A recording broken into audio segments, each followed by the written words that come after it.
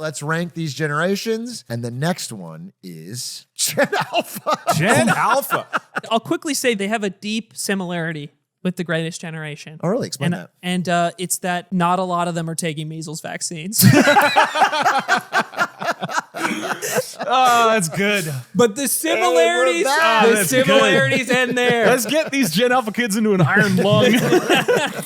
So I think part of my problem with evaluating Gen Alpha, which is the generation that began being born in 2013 and are basically spanning until now. A lot of the statistics that I think will affect their lives the most haven't exactly played out yet. Like I can't compare life expectancy. Right. I mean, the oldest one is 12. Right? A lot of them, yeah.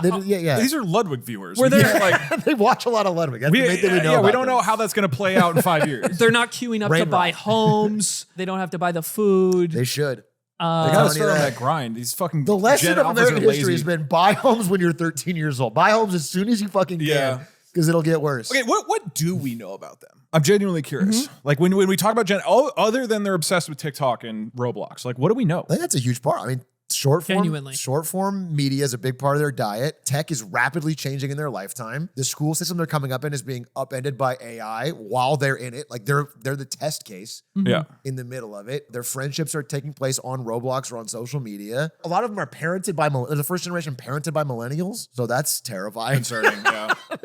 I think part of the hard thing is like I could point to some of those things and make a guess based off of a different generation that comes before them, is that a lot of these things will have significant effects on things like mental health or suicide rates. They are also, they are also the first generation that is prominently within this pocket of time in America where I think things like vaccines are being questioned so broadly. It's not like the granola parent who was talking about vaccines causing autism didn't exist 25 years ago. Right, but it's gotten... But the popularity of that version of health and parenting is more common now. And I think the issue when your entire sample size of people is either at the age of 12 or below it is that the data isn't amazing. What are some pros? What are some, like we're saying some negative. What are some pros of being born right now in Gen Alpha? I would argue, and we'll talk about Gen Z, millennials and whatnot, but like Gen Z is, had a, let's say, somewhat normal childhood, and then everything's being upended now as they're adults. And arguably, I'd rather be Generation Alpha, like of the couple of them. Like I would rather grow up in a world where AI has and is already upended the education system rather than it feels like it's becoming obsolete right as I'm exiting it.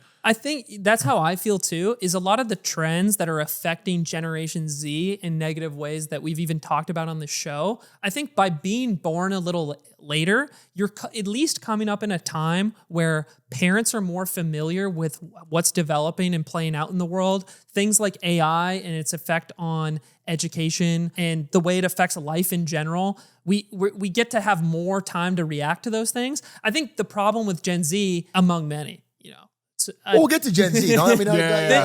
They are the testing ground for a lot of these technologies that have broken through in recent years, right? But Gen Alpha gets to potentially benefit from our reactions to those things and maybe shifts in policy or approaches to the way that would otherwise affect their health negatively. And then in a more solidly pro direction, they might be at the precipice of how all of these things benefit healthcare substantially. Right. So you might get to live long enough into a pocket of time that millennials or Gen Z doesn't really get to benefit from, where your lifespan is elongated by the quality of medical treatment available. It's kind of like if you're the boomers, you dodge World War II right after it, right? Right. So if you're Gen Alpha, you're kind of praying for World War III to happen, right? You want Gen Z to go through all the, or whether it's World War III or whether it's... You want the post-World War III boom. You want to be the one right after. You want to be the people who are young and right after, and then all the previous... The Clanker Wars happen over the next 5 to 6 years. Yeah, then Gen Z dies. Gen Alpha...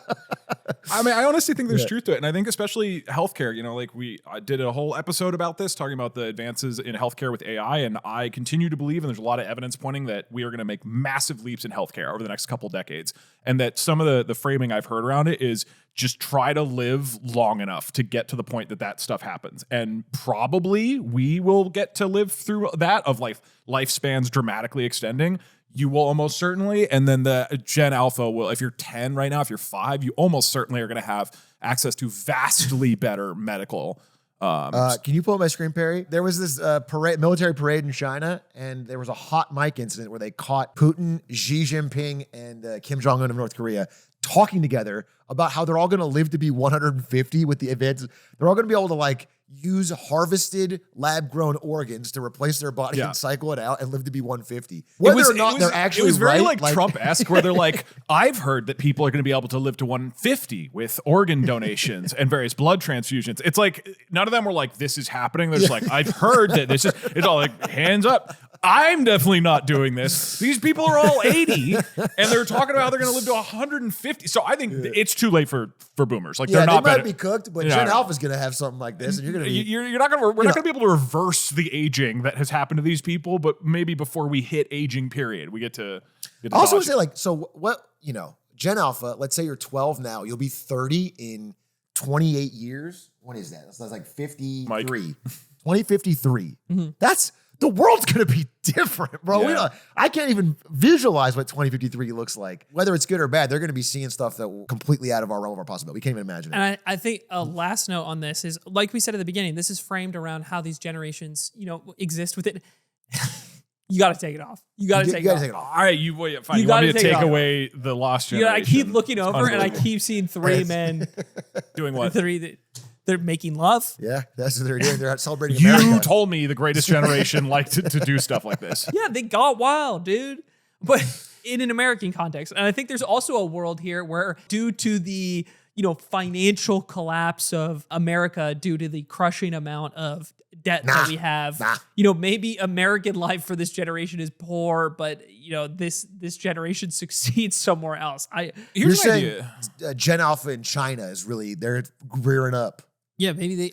You know who? Gen Alpha. When the nuclear war happens, Gen Alpha in New Zealand's going to be chilling. Yeah, that would be Gabe Newell's bunker. Yeah, there's if the Sorting Hat could also, you could pick which country. That would be sick. Yeah. Gabe, who is going to live to 150. I mean, counterpoint. Once and CS:GO hands for die.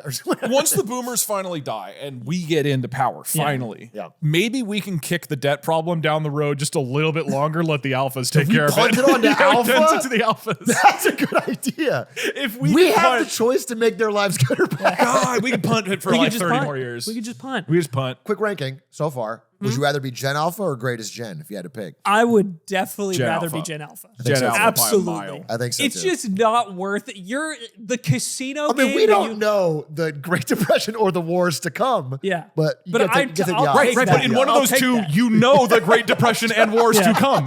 That's the difference. It's the devil, versus you take a risk. Okay, all right. I'll at least flip the coin. Yeah, you're right.